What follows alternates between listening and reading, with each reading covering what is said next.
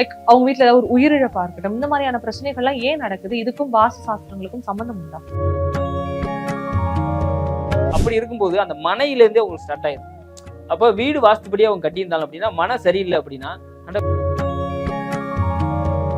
ஒருவேளை வீடு எல்லாமே கட்டி குடி போற நிலைமையில வந்துருச்சு, அப்புறம் தெரியுது ஒருவேளை வாஸ்து சாஸ்திரங்கள்லாம் சரியில்லைன்னு தெரியுறப்போ அதை சரி பண்ண முடியும்? அது சரி பண்ணலாம். அது மாதிரி அக்னி மூலைங்கிறது ரொம்ப சிறப்பா இருக்கணும். அப்படி இருந்தா தான் ஃபர்ஸ்ட் அக்னி மூலையை நல்லா பார்க்கணும். அக்னி மூலை வாயு மூலையை வந்து தெளிவா பார்த்துடணும். ஒருவேளை இந்த பாதிப்பு கூட வாஸ்து சாஸ்திரங்களால நடக்க இருக்குன்னா என்னென்ன நடக்கும்? வேப்ப மரம் வச்சு நீங்க வீடு கட்டிட்டீங்க அப்படின்னா 100% பெண்களை பாதிச்சிடும்.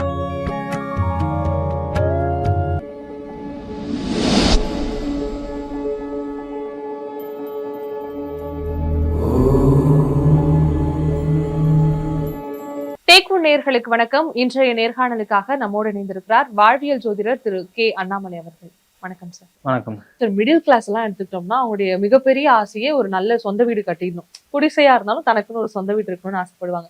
அது கட்டும் பொழுதுமே வாஸ்து சாஸ்திரங்கள் எல்லாமே பார்த்து கட்டி போனாலுமே அந்த வீடு குடியேற நேரத்துல ஏதாவது ஒரு சில இடையூறுகள் ஏற்படுது.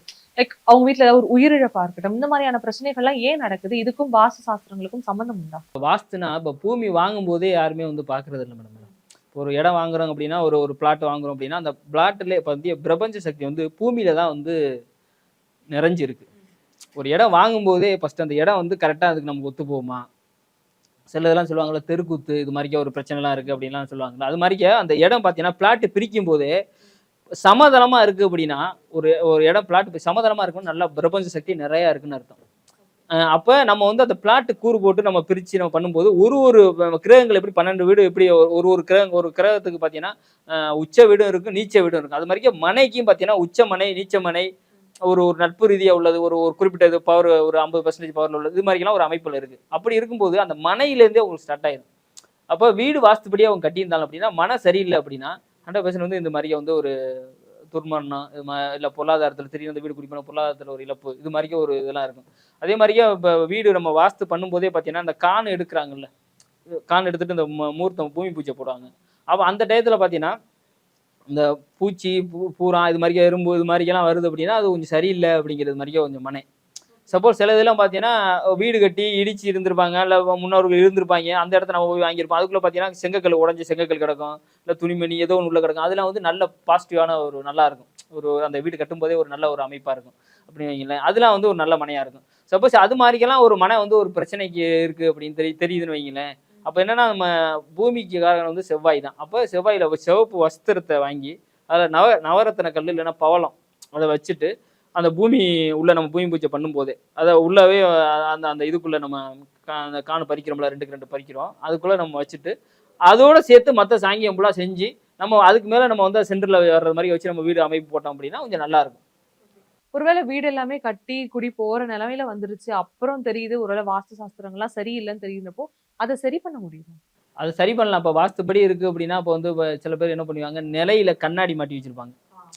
இது வந்து எப்படின்னா அதுவே மாட்டவே கூடாது. ஃபர்ஸ்ட் மாட்டவே கூடாது. அது என்னன்னா வந்து அது எதுக்கு அதை மாற்றுறதுங்கிறது ஒரு நாலேஜ் எதுக்கு சொல்றோம் அப்படின்னா, ஒரு ஒரு எதிரி வர்றான், ஒரு நல்ல எண்ணத்துல வரமாட்டான் அப்படிங்கிறத அந்த வைஃப் வந்து அவன் திருப்பி வந்து அவனே அட்டாக் பண்ணும் அப்படிங்கிறதுக்காக தான் அந்த கண்ணாடி வைக்கிறது.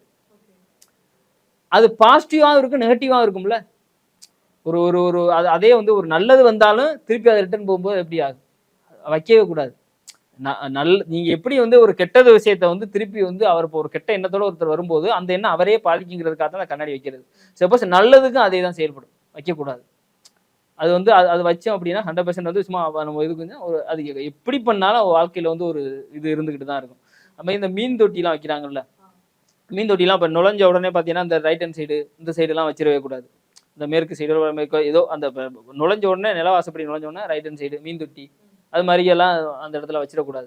சப்போஸ் தனியாக அதாவது வந்து இப்போ பெட்ரூமோ அது மாதிரி தனியாக அதுக்குன்னு தனியாக ஒரு இடத்த ஒதுக்கி, அது ஒரு கிழக்கு திசையிலையோ ஏதோ ஒரு இதோ தனியாக ஒரு இடத்த ஒதுக்கி தனியாக வைக்கணும். நுழைஞ்ச உடனே நம்ம அந்த மீன் தொட்டியை பார்க்குறது மாதிரி நம்ம வச்சிடக்கூடாது. அது மாதிரி இருக்குது. அது மாதிரியே இந்த பெண்கள்லாம் பார்த்தீங்கன்னா இப்போ ஒரு வீடு கட்டியிருப்பாங்க. பெண்கள்லாம் பார்த்தீங்கன்னா போனதுக்கப்புறமே உடம்பு ரீதியாக ஒரு சில பிரச்சனைகள்லாம் கொடுக்கும். வீடுங்கிறது வந்து அது அது உடம்பு ரீதியா இப்போ எப்படியே ஒரு விபத்து இது மாதிரி இருக்கும்போது சில பேர் உயிர் பிரச்சனை ஒன்று சப்போஸ் உடல் ரீதியா ஒரு சில பிரச்சனை பெண்களுக்கு பிரச்சனை எல்லாம் கொடுக்கும். அப்படிலாம் பார்த்தீங்கன்னா அக்னி மூலை பாதிக்கப்பட்டிருக்கும். அக்னி மூலை பாதிக்கப்பட்டுச்சு. அப்போ அக்னி மூலைங்கிறது பெருசாலாம் இருக்கக்கூடாது. நம்ம வந்து கைக்கு எட்டுறது மாதிரி ஒரு தூரத்தில் ஒரு சாமான் எடுத்து நம்ம இது பண்றது மாதிரி ஒரு அமைப்பு இருந்தால் தான் நமக்கு வந்து ஒரு நல்ல அமைப்பா இருக்கும். அது மாதிரி அக்னி மூலைங்கிறது ரொம்ப சிறப்பா இருக்கணும். அப்படி இருந்தால் தான் பெண் ஃபர்ஸ்ட் அக்னி மூலையை நல்லா பார்க்கணும். அக்னி மூலை வாயு மூலையை வந்து தெளிவாக பார்த்துருந்தோம்.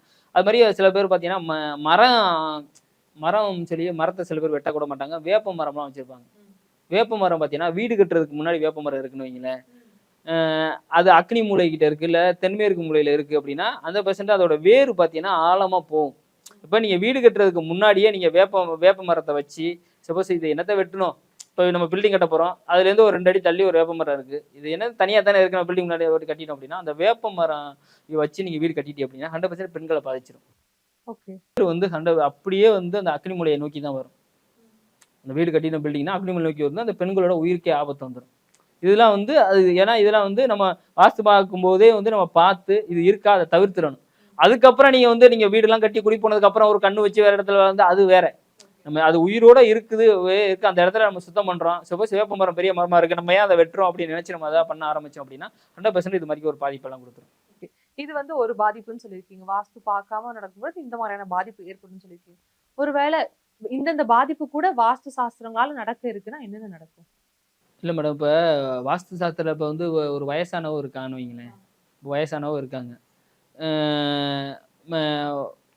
வடகிழக்கு மூலை வந்து பாதிக்கப்பட்டுருச்சு.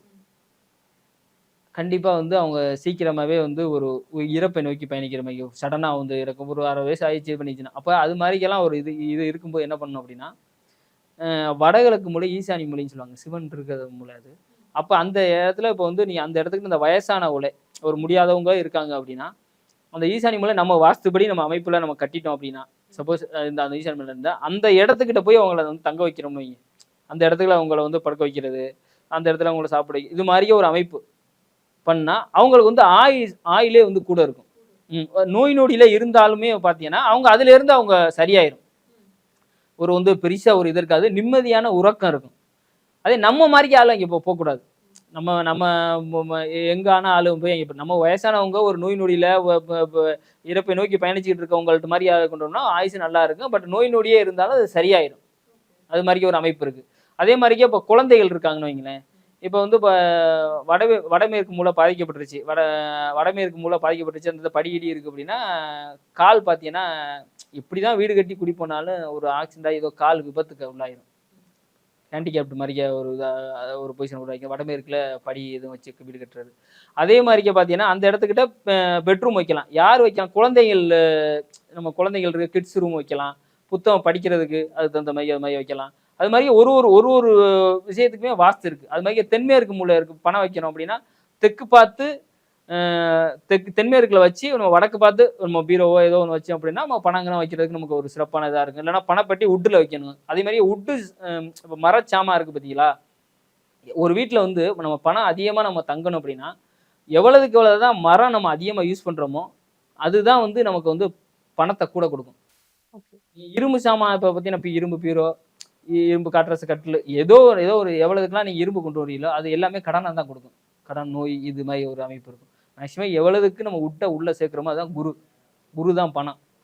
நல்லா குரு வலுக்கணும் அப்படின்னா உட்டு உள்ள சம்பந்தமான உள்ள எந்த பொருள் நீ வாங்கினாலும் நல்லா இருக்கும். நீங்க பேசும்போது ஒரு சின்ன சந்தேகம் என்ன அப்படின்னா, இந்த காலையில பப்ளிக் எக்ஸாமுக்கு படிக்கிற பசங்களா இருக்கட்டும், அவங்க எல்லாம் எழுந்து உட்கார்ந்து படிக்கும் பொழுதுனா இந்த நேரத்துல உட்கார்ந்து படிங்க. அப்படி படிக்கும் பொழுது ஒரு நல்ல வைப்ரேஷன் கிடைக்கும். படிக்கிற படிப்பு வந்து மனசுல போய் ஆழமா பதியும்னு சொல்லுவாங்க. இன்னும் சிலர் என்ன சொல்லுவாங்கன்னா, இந்த திசையில உட்கார்ந்து படிங்க, இப்படி ஃபேஸ் பண்ண மாதிரி உட்கார்ந்து படிங்க. இதெல்லாம் நிஜமா? இல்ல எந்த பக்கம் உட்கார்ந்து படிச்சா நிஜமாவே படிப்பு வரும்?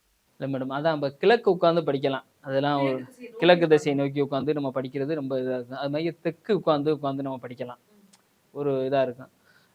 அதே மாதிரிக்கே அந்த டைம் பார்த்தீங்கன்னு வைங்களேன், ஒரு 3:30 மணிலேருந்து ஆமாம் அதிகாலை 3:30 மணிலேருந்து ஒரு 5:30 மணிக்குள்ளே நம்ம எந்திரிச்சு குளிச்சுட்டு படித்தோம் அப்படின்னா நல்ல ஒரு மெமரியாக இருக்கும். நான் சொல்கிற மாதிரி கிழக்கு திசை போய் உட்காந்து நம்ம படித்தோம் அப்படின்னா ரொம்ப ஒரு சிறப்பாக இருக்கும்.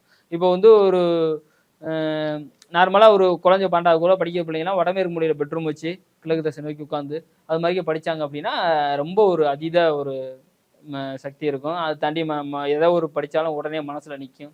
அது மாதிரி அந்த ஒரு அமைப்பு இருக்கு அது மாதிரி. Okay sir. ரொம்பவே நன்றி சார். வாஸ்து சாஸ்திரங்கள் பத்தி இத இப்படி பண்ணுங்கன்னு சொல்லி ரொம்ப அழகாவும், தெளிவாவும் உங்களுடைய விளக்கங்கள் எனக்கு குடுத்திருக்கீங்க. ரொம்ப நன்றி. நன்றி மேடம்.